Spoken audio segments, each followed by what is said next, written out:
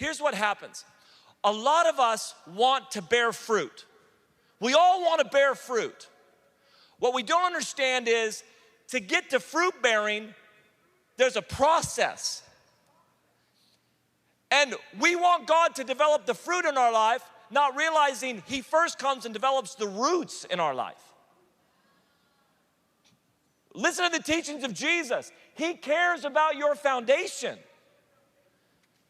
I encounter so many young adults who come and they're so frustrated because God's not developing their vision. I just want God to develop my vision. Why isn't He developing the vision in my life?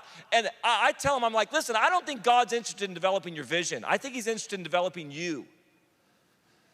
God is more interested in developing you than your vision.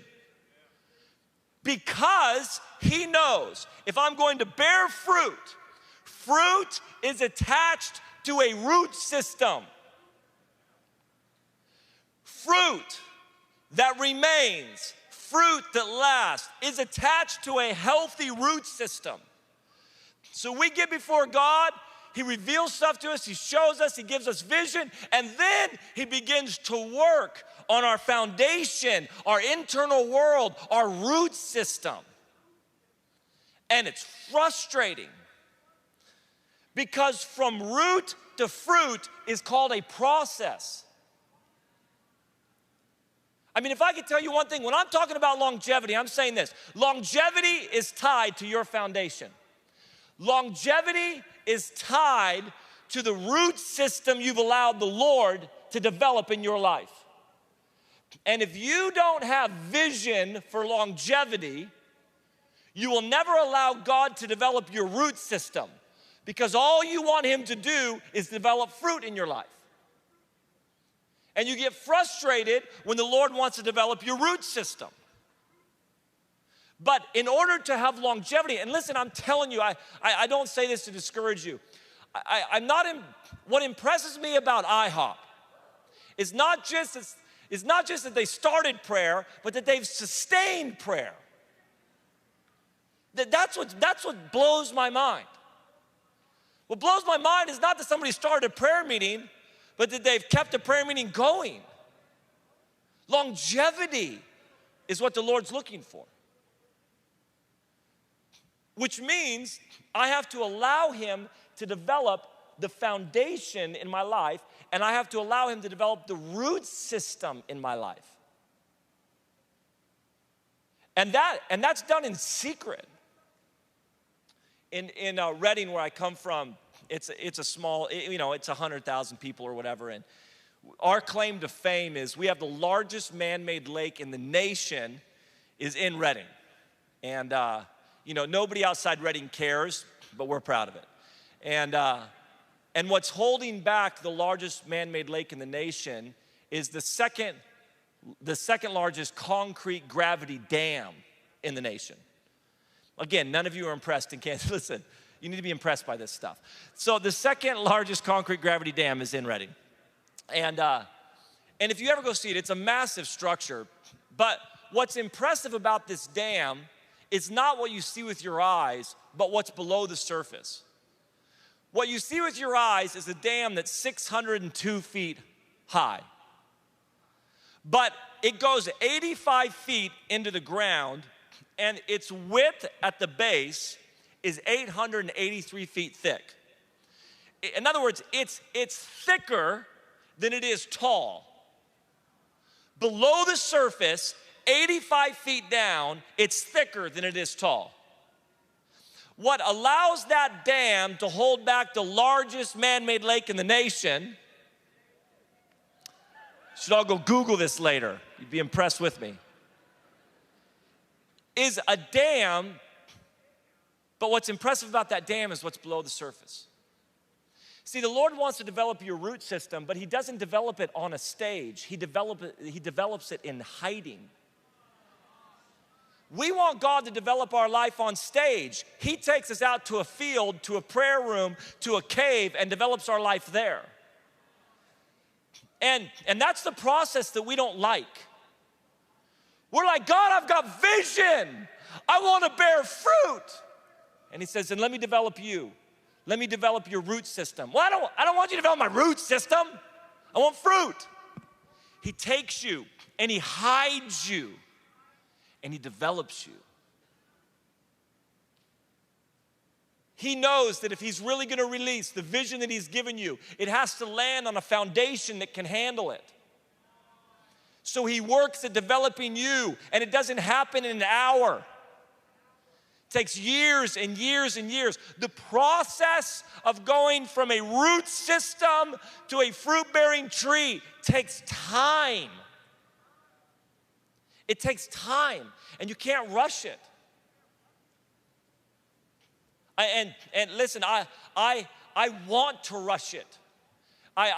The process in the 18 years of being in leadership, 20 following the Lord, 18 years in leadership, the process is hands down the most frustrating thing I encounter.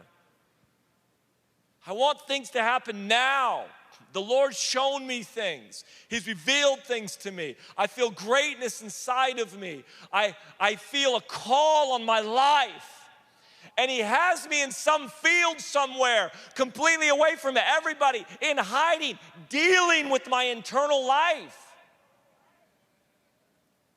He's working on my root system. I don't want him to work on my root system. I want him to bear fruit in my life for all to see. And I find the process. You know what separates people? The ability to thrive in the process. It's what separates people. What separates them is, am I able to thrive as I go from a root system to a fruit-bearing tree? And as the Lord develops in me a foundation, as he develops in me a root system, am I able to do that process well? If you're like me at all, one of the things that gets me hung up, I'm a very linear thinker. So like, if you looked at my notes, it's like, intro, text 1, text 1A, 1A, subpoint 1. I mean, this is how I think. My wife, not linear at all. Like, not at all.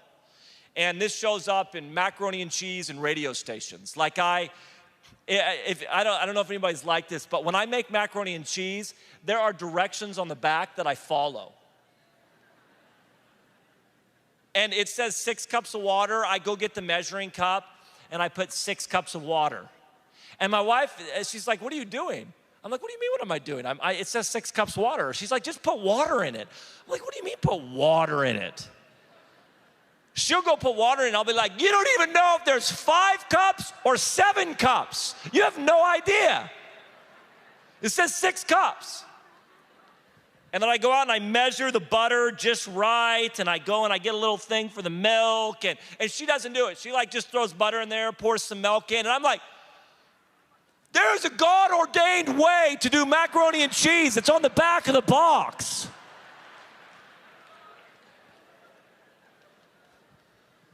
Just to bug her now, I do it on purpose now. I'll go get the measuring cup and get just enough, It just drives her crazy. I got in the car.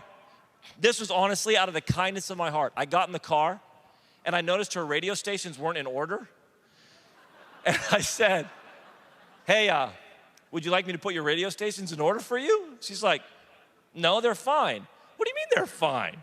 Everybody in America, around the world knows it's left to right ascending 91.3, 94.7, 96.1, 101.1, 106. Everybody knows that. She had it like 106.1, 90.1, 93.2, 107. I'm like, "You really don't want me to change it for you?" She's like, "No, I'm really happy with how they are." They're not in order. So I'm linear. So the Lord comes and shows me my call and shows me the fruit he wants me to bear, and then he starts working on my root system. And then he sticks me in something called a process.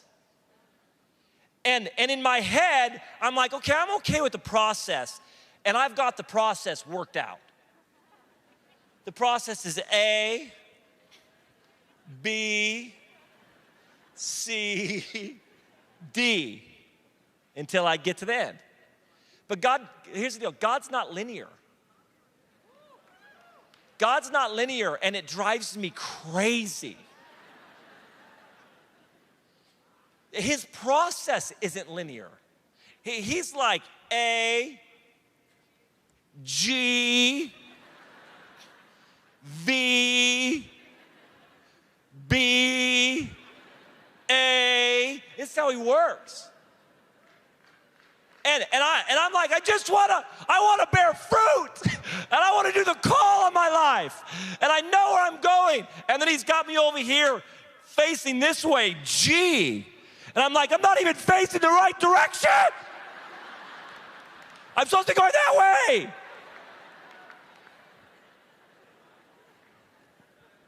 And he comes to me, he's like, oh, you think I'm developing fruit right now. I'm not developing fruit. I'm developing you. I have to develop you. I have to develop the root system in your life. I have to develop the foundation in your life. Listen, the only way you embrace this is if you really get in your heart, I'm not just called to bear fruit, I'm called to bear fruit that remains. Immediate fruit that makes me popular with people, immediate fruit that gets me a name, immediate fruit that there's a buzz. Listen, that's not what we're going after. We want fruit that lasts. I want to do this well. I want to finish the race well. Short-term success is not what we're going after. It's long-term success, which looks like faithfulness and obedience and loving well. David was not prepared in the castle. He was prepared in the field of prayer, and he was prepared in the cave. God anointed David. David literally was anointed and called to be king, and then sent back to a field, and then had to follow a horrible leader. And then the Lord stuck him in a cave with a bunch of messed up men. David's process, in order for him to get to the castle of his calling, in order for him to get to the call on his life, in order for him to rule in the castle, he had to first be developed in a process. And the Lord, listen, there's many ways that there has to be. One of the things I want to get with you this morning is this. You don't fall into this. You have to be deliberate with it. You have to set your life up. Again, everywhere you go, it's going to be about short-term, short-term, short-term. You have to set your life up to say, I'm going to embrace the process of God in my life because it's the process that's developing the root system that's going to let me bear the fruit that he's called me to bear. And then if I don't allow the process to work in my life, my root system will never be matured and healthy to bear the fruit that I'm supposed to bear. A lot of people wonder why they don't bear fruit. I'm like, because you never let the Lord work on your root system.